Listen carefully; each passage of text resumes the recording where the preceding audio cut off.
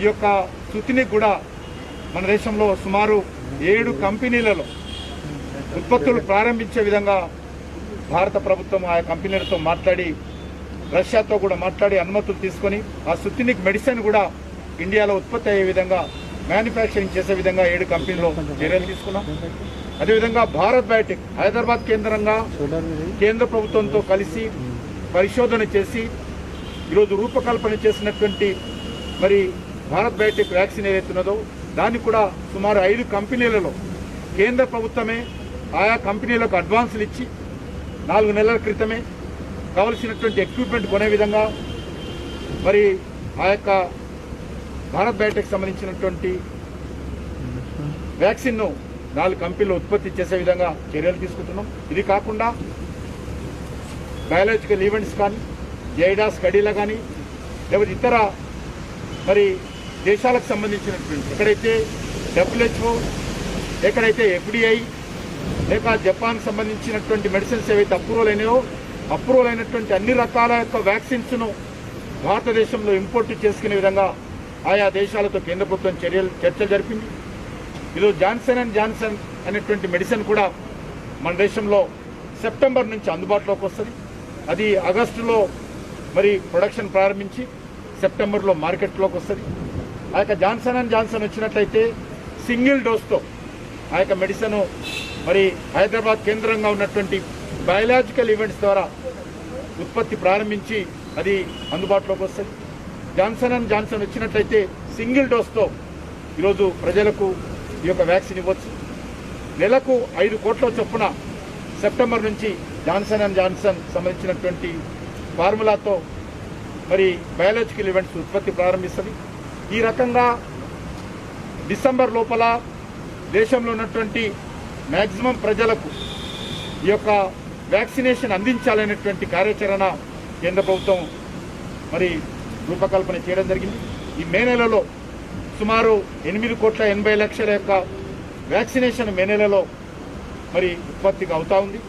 అదేవిధంగా జూన్లో అంటే వచ్చే నెలలో సుమారు 10 కోట్లు దాన్ని టార్గెట్గా పెట్టుకొని ప్రయత్నం చేస్తూ ఉన్నాం. జూలైలో 17 కోట్లు, ఆగస్టులో 19 కోట్లు, మరి సెప్టెంబర్లో 42 కోట్లు, అక్టోబర్లో 46 కోట్లు, అదేవిధంగా నవంబర్లో 56 కోట్లు, డిసెంబర్లో 59 కోట్లు.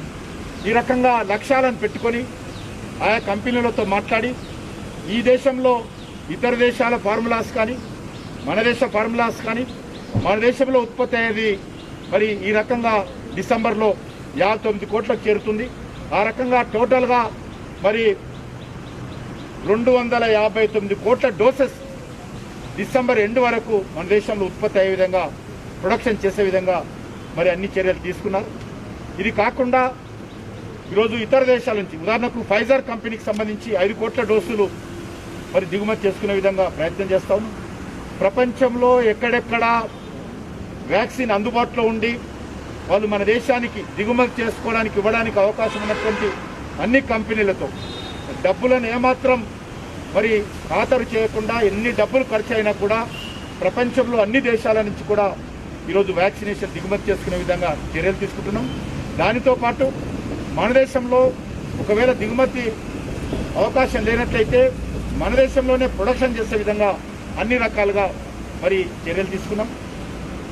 ఈ రకంగా దేశంలో 259 కోట్ల డోసెస్ డిసెంబర్ లోపల పూర్తయితే జనవరిలో మిగిలినటువంటి వాళ్ళకైతే జనవరి లోపల దేశంలో ఉన్నటువంటి చివరి వ్యక్తి వరకు కూడా ఈరోజు వ్యాక్సినేషన్ ఇచ్చేటువంటి అవకాశం రూపకల్పన చేయాలని కేంద్ర రాష్ట్ర ప్రభుత్వాలు కూడా కలిసి పనిచేస్తూ ఉన్నాయి. కాబట్టి ఈరోజు నేను ప్రజలను కూడా కోరుతా ఉన్నాను, వ్యాక్సిన్ వస్తుంది అందరికీ, కానీ వ్యాక్సిన్ వచ్చేంత వరకు అన్ని రకాల జాగ్రత్తలు తీసుకోవాల్సిందిగా కోరుతా ఉన్నాను. ఈరోజు దేశంలో ఆక్సిజన్ కొరత లేదు. ఆక్సిజన్ పూర్తి స్థాయిలో దేశంలో ఈరోజు ప్రొడక్షన్ పెరిగింది. పూర్తిగా అందరికీ అందుబాటులో ఉండే విధంగా ప్రయత్నం చేస్తూ ఉన్నాం. ఆక్సిజన్ సిలిండర్స్ కూడా ఇతర దేశాల నుంచి మొదలు పెడితే మన దేశంలో కూడా ఉత్పత్తి చేసి ఆక్సిజన్ సిలిండర్స్ కూడా అందుబాటులో చేశాం. కాన్సన్ట్రేటర్స్ కూడా చాలా పెద్ద ఎత్తున మరి విదేశాల నుంచి దిగుమతి చేసుకొని కాన్సన్ట్రేటర్స్ కూడా ఇంకా వస్తూ ఉన్నాయి. ఇప్పటికే చాలా వచ్చినాయి. కాన్సన్ట్రేటర్స్ కూడా అందుబాటులో ఉన్నాయి. అదేవిధంగా దేశంలో ఉన్నటువంటి అన్ని ప్రభుత్వ ఆసుపత్రుల వద్ద పిఎం కేర్స్ ద్వారా ఈరోజు వెంటిలేటర్స్ అందించేటువంటి కార్యక్రమం చేపట్టాం. మీకు అందరికీ తెలుసు, స్వాతంత్రం రాకముందు మన దేశంలో సుమారు 19,000 నుంచి 20,000 వెంటిలేటర్స్ ప్రభుత్వ ఆసుపత్రులలో ఉండేటివి, పబ్లిక్ సెక్టార్ కంపెనీలో కానీ హాస్పిటల్లో కానీ ఈరోజు మరి 8 నెలల్లో 51,000 వెంటిలేటర్స్ దేశంలో వచ్చాయి. పీపీఈ కిట్స్ ఈరోజు కావాల్సినన్ని పీపీఈ కిట్స్ ఉన్నాయి. N95 మాస్కులు కానీ వెంటిలేటర్స్ కానీ ఈరోజు కొరత లేదు. దేశంలో మరి పెరుగుతున్నటువంటి కరోనా పాజిటివ్ కేసులను దృష్టిలో పెట్టుకుని ఆయా రాష్ట్ర ప్రభుత్వాలు ఎప్పటికప్పుడు బెడ్స్ని పెంచేటువంటి ప్రయత్నం చేయడం జరిగింది. ఈ యొక్క వ్యాక్సినేషన్ కూడా డీనోటిఫై చేయడం జరిగింది, డీకంట్రోల్ చేయడం జరిగింది. డీకంట్రోల్ చేశాము. దేశంలో ఉత్పత్తి అయ్యేటువంటి వ్యాక్సినేషన్ 50% కేంద్ర ప్రభుత్వమే కొనుగోలు చేసి అవి రాష్ట్రాలకు ఉచితంగా ఇచ్చేటువంటి కార్యక్రమం చేపట్టాము. అదేవిధంగా బీజేపీ ప్రభుత్వాలు ఉన్నటువంటి అన్ని రాష్ట్రాలలో కూడా ఉచితంగా చివరి వ్యక్తి వరకు కానీ ప్రతి ఒక్కరికి ఉచితంగా వ్యాక్సినేషన్ ఇచ్చేటువంటి కార్యక్రమం కేంద్ర ప్రభుత్వం ఇచ్చేటువంటి 50% ఉత్పత్తిలో, మిగతా ఉత్పత్తిలో రాష్ట్ర ప్రభుత్వాలు కూడా మరి కాంట్రిబ్యూట్ చేసి ఈ యొక్క మెడిసిన్ అందరికీ అందించేటువంటి కార్యక్రమం చేస్తూ ఉన్నాం. ఆ రకంగా రానున్న రోజుల్లో ప్రజల మీద భారం పడకుండా వ్యాక్సినేషన్ అందరికీ అందించేటువంటి కార్యక్రమం చేపట్టాము. నాకు పూర్తి విశ్వాసం ఉంది, వ్యాక్సినేషన్ వచ్చేంత వరకు అందరూ అన్ని రకాల జాగ్రత్తలు తీసుకోవాలని కోరుతా ఉన్నాను. ఈరోజు చాలామంది వ్యాక్సినేషన్ మీద కేంద్ర ప్రభుత్వం ఎందుకు పూర్తి స్థాయిలో మీ కంట్రోల్ ఎందుకు, రాష్ట్రాలకు ఇవ్వండి, రాష్ట్రాలు నేరుగా కొనుగోలు చేస్తాయని చెప్పడం జరిగింది. ఈరోజు రాష్ట్రాలకు పూర్తి స్వేచ్ఛనిచ్చాం. అది ఇతర దేశాల నుంచి దిగుమతి చేసుకోవాలన్నా, ఇతర దేశాల నుంచి కొనుగోలు చేయాలన్నా, దేశంలో ఉత్పత్తి చేస్తున్నటువంటి కంపెనీల నుంచి ప్రొక్యూర్మెంట్ చేసుకోవాలన్నా కూడా వాళ్ళకు పూర్తి స్వేచ్ఛ ఇచ్చాం. ఎందుకంటే కేంద్ర ప్రభుత్వము దేశంలో ఉత్పత్తి అవుతున్నటువంటి వ్యాక్సిన్లో 50% మాత్రమే కేంద్ర ప్రభుత్వం కొని రాష్ట్రాలకు ఇస్తుంది.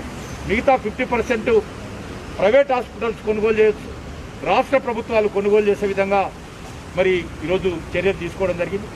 అదేవిధంగా ఇతర దేశాల నుంచి దిగుమతి చేసుకోవాలనుకుంటే ఏ కంపెనీ ముందుకు వచ్చినా కూడా 24 గంటల్లో ఆ రాష్ట్ర ప్రభుత్వానికి కానీ ఆ ఇంపోర్ట్ చేసుకున్నటువంటి మెడిసిన్ కానీ ఈరోజు అనుమతి ఇచ్చే విధంగా మరి నిర్ణయం తీసుకోవడం జరిగింది.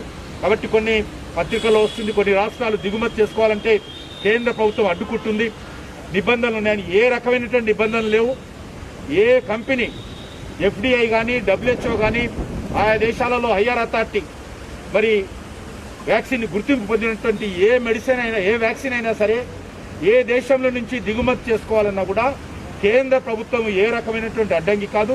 కేంద్ర ప్రభుత్వం అన్ని రకాలుగా సహాయ సహకారాలు అందించి రాష్ట్ర ప్రభుత్వాలకు ఇతర దేశాల నుంచి దిగుమతి చేసుకునే విధంగా రాష్ట్ర ప్రభుత్వాలకు సహకారం అందిస్తాము. కేంద్ర ప్రభుత్వం కూడా నేరుగా కొనుగోలు చేసేటువంటి కార్యక్రమం కూడా ఈరోజు చేస్తూ ఉన్నాము. కానీ కొన్ని అబద్ధాలు ప్రచారం చేసేటువంటి విషయంలో కొంతమంది చాలా ముందున్నారు. కాబట్టి ఈ యొక్క కరోనా విషయంలో నేను ప్రజలను కానీ ప్రసార సాధనాలను కూడా కోరుతా ఉన్నాను.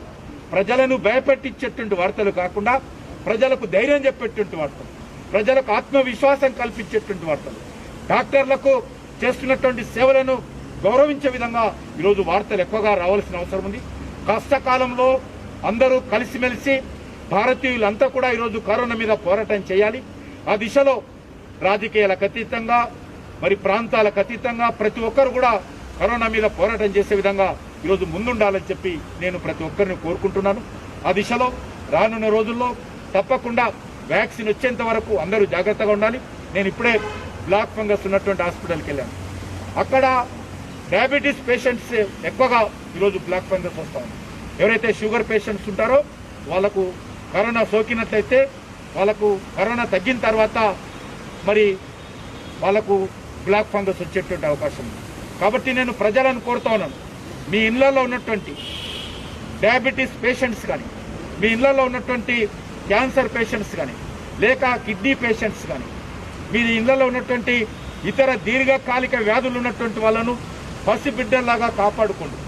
వాళ్ళను పూర్తి స్థాయిలో ఈ దేశంలో మీ ప్రాంతం నుంచి కరోనా నయమైనంత వరకు కూడా వాళ్ళను పసిబిడ్డల్లాగా ఇంట్లోనే ఐసోలేషన్ చేసి వాళ్ళను కాపాడుకోవాల్సినటువంటి అవసరం ఉంది. ఒక్కసారి దీర్ఘకాలిక వ్యాధులు ఉన్నటువంటి వాళ్ళకు కరోనా సోకినట్లయితే వాళ్ళకు అనేక రకాలుగా ఇంప్లికేషన్స్ వస్తాయి, అనేక రకాల సమస్యలు వస్తాయి. కాబట్టి ఆ రకంగా కాపాడుకోండి. అదేవిధంగా ఈసారి ఈ సెకండ్ వేవ్లో యువత ఎక్కువ ఈ యొక్క కరోనా బారిన పడతా ఉన్నారు. నేను కరోనా సంబంధించినటువంటి కేర్ సెంటర్స్కి వెళ్ళాను. చాలా ప్రాంతాల్లో ఈరోజు 50% యూత్ 40 సంవత్సరాల లోపు ఉన్నటువంటి వాళ్ళు కరోనా బారిన పడుతున్నటువంటి వాళ్ళు ఉన్నారు. కాబట్టి నేను యూత్ను కూడా కోరుతా ఉన్నాను, మనం బయట తిరిగేటప్పుడు అవసరమైనటువంటి తప్పనిసరి పరిస్థితుల్లోనే బయట తిరగండి. మీరు ఎక్కడ మీ వర్క్ ప్లేస్లో కానీ మీ ఉద్యోగాలు చేస్తున్నప్పుడు కానీ అన్ని రకాల జాగ్రత్తలు తీసుకోండి. నేను ప్రజలను కోరేది ఒకటే, మీరు చేసే పని కంటే, మీరు చేసే ఉద్యోగం కంటే మీకు మీ ప్రాణమే ప్రధానంగా ఉండాలి. అది ప్రధానమైనటువంటి బాధ్యతగా మీరు గుర్తించి మీరు కాపాడుకునేటువంటి ప్రయత్నం చేయండి. ఆ తర్వాత మీ వ్యాపారం కావచ్చు, లేక ఇతర కార్యక్రమాలు కావచ్చు, అది సెకండ్ ప్రయారిటీ. ఫస్ట్ ప్రయారిటీ ప్రతి ఒక్కరు కూడా మీ ప్రాణాలు కాపాడుకునేటువంటి ప్రయత్నం చేయాలి. అదేవిధంగా ఈరోజు అది దృష్టిలో పెట్టుకొని మనందరము ఈరోజు కరోనాను ఓడించేటువంటి ప్రయత్నం చేయాలి. దాని మీద యుద్ధం చేసి తప్పకుండా మనం గెలవాలి. నాకు పూర్తి విశ్వాసం ఉంది. తప్పకుండా భారతదేశంలో కరోనాను ఓడించేటువంటి శక్తి భారతీయులకు ఉంది. వాళ్ళకు కావాల్సినటువంటి అన్ని రకాల వసతులు, ఈరోజు రెమ్డెసివిర్ కొరత లేదు. రెమ్డెసివిర్ పూర్తిగా దేశంలో అన్ని వర్గాల ప్రజలకు అందుబాటులో ఉంది. అదేవిధంగా ఈరోజు ఆక్సిజన్ కొరత లేదు, వెంటిలేటర్స్ కొరత లేదు, ఆక్సిజన్ సిలిండర్స్ కొరత లేదు. అదేవిధంగా ఈరోజు ఎక్కడ కూడా ఏ రకం బెడ్స్ కొరత కూడా లేదు. సాధ్యమైనంత వరకు ప్రభుత్వ ఆసుపత్రుల్లో కూడా బెడ్స్ అందుబాటులో ఉన్నాయి. కానీ ప్రైవేట్ ఆసుపత్రులలోనే ఎక్కువ ఛార్జీలు వేస్తూ ఉన్నారు. అది రాష్ట్ర ప్రభుత్వాలను కోరుతా ఉన్నాను, తెలంగాణ ప్రభుత్వాన్ని కానీ ఆంధ్ర ప్రభుత్వాన్ని కూడా కోరుతా ఉన్నాను. ఈ రెండు ప్రభుత్వాలు కూడా ఆయా ఆసుపత్రుల మీద మరి కఠినంగా మరి ఈరోజు అజమాయిషి పెట్టి ఎక్కువ పేషెంట్స్ నుంచి ఎక్కువ డబ్బులు వసూలు చేయకుండా కఠినంగా ఉండాల్సినటువంటి అవసరం ఉంది. అదేవిధంగా నిత్యావసర వస్తువులు ఏవైతే ప్రజలకు అందుబాటులో ఉండాలో ఈరోజు మరి కొంతమంది వ్యాపారస్తులు కృత్రిమంగా కొరత సృష్టించి ఈరోజు నిత్యావసర వస్తువులు ధరలు పెంచేటువంటి ప్రయత్నం చేస్తున్నారు. దానిపైన కూడా అన్ని రాష్ట్ర ప్రభుత్వాలు కూడా కఠినంగా ఉండాలి.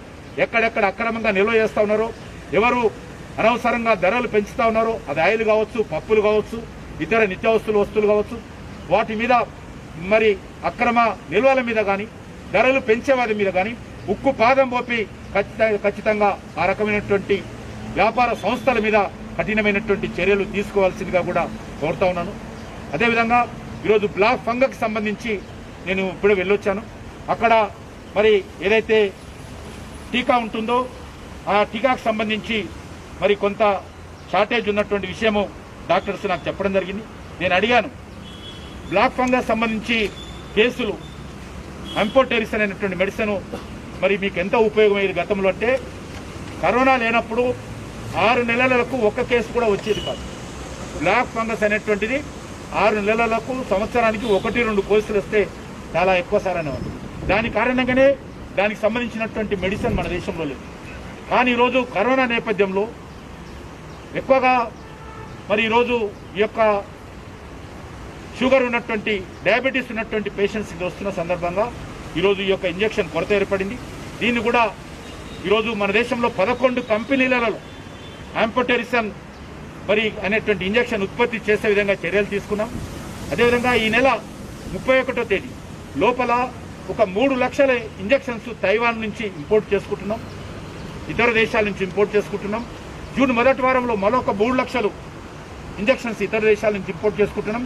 ఈ లోపల మన దేశంలో ఉన్నటువంటి 11 కంపెనీలు కూడా పూర్తి స్థాయిలో ప్రొడక్షన్ పెంచే విధంగా ఒక ఆర్థిక సహాయం చేసి రా మెటీరియల్ అందించి ఆ 11 కంపెనీలలో కూడా ఈ ఆంపోటెరిసిన్ అనేటువంటి ఇంజెక్షన్ ఉత్పత్తి చేసే విధంగా చర్యలు తీసుకుంటున్నాం. కాబట్టి ప్రజలు ఎవరు కూడా భయపడాల్సిన అవసరం లేదు. ఈరోజు తెలంగాణ ప్రభుత్వం కూడా దాన్ని కొంత అనవసరంగా దుర్వినియోగం కాకుండా మరి బ్లాక్లో అమ్మే పరిస్థితి రాకుండా దాన్ని సరసమైన ధరలు అందరికీ అందే విధంగా కంట్రోల్ చేసే విధంగా చర్యలు తీసుకుంది. అన్ని రాష్ట్రాలు కూడా ఆ రకంగానే చేస్తూ ఉన్నాయి. కాబట్టి ఆంపోటెరిసిన్ కూడా అవసరమైనటువంటి వాళ్ళకు అందుబాటులో విధంగా ఇప్పటికే మన రాష్ట్రానికి సుమారు 5,600 పైచీలకు మరి మెడిసిన్స్ వచ్చాయి. అది చాలామందికి పేషెంట్స్ ఉపయోగపడతాయి. నిన్నగాక మొన్నటి రోజే 1,890 వైల్స్ మెడిసిన్స్ ఆంపెటెరిసిన్ సంబంధించినటువంటి ఇంజెక్షన్స్ తెలంగాణకి ఇచ్చాం. సుమారు అదే ఒకటే 744 మంది పేషెంట్స్కు మొన్న పంపించినటువంటి మెడిసిన్ ఉపయోగపడుతుంది. ఈ రకంగా 5,600 యొక్క ట్రయల్స్ ఈరోజు తెలంగాణ రాష్ట్రానికి కేంద్ర ప్రభుత్వం ఇచ్చింది. ఈ యొక్క నెల చివరి వారం లోపల చాలామందికి ఈరోజు నేను అక్కడ అడిగాను, అక్కడ ఉన్నటువంటి డాక్టర్ పేషెంట్స్కు ఏ రకమైనటువంటి కొరత లేదు. కానీ ప్రైవేట్ హాస్పిటల్స్లో ఎవరైతే అడ్మిట్ అవుతా ఉన్నారో వాళ్ళకు సంబంధించినటువంటిది కొంత అందుబాటులో ఒత్తిడి ఉన్నది. అయినప్పటికీ కూడా అందరికి కూడా ఈ ఆంపెటెరిసిన్ సంబంధించినటువంటి ఇంజెక్షన్ అందించే విధంగా మరి రాష్ట్ర కేంద్ర ప్రభుత్వాలు కూడా చర్యలు తీసుకుంటాయని చెప్పి కోరుతా ఉంది.